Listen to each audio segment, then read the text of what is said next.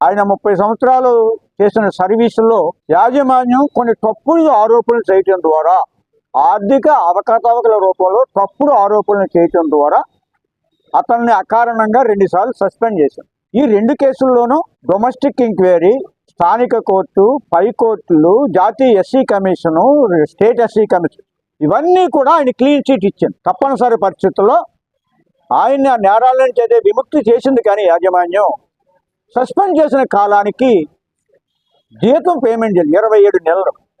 ఇతనితో పాటే సస్పెండ్ అయినటువంటి మరొక ఉద్యోగికి తన బకాయిలు వడ్డీతో సహా చెల్లించారు. ఈయనకు వచ్చేసరికి వడ్డీ లేదు సరికదా, కనీసం బకాయిలు కూడా ఇవ్వని పరిస్థితి.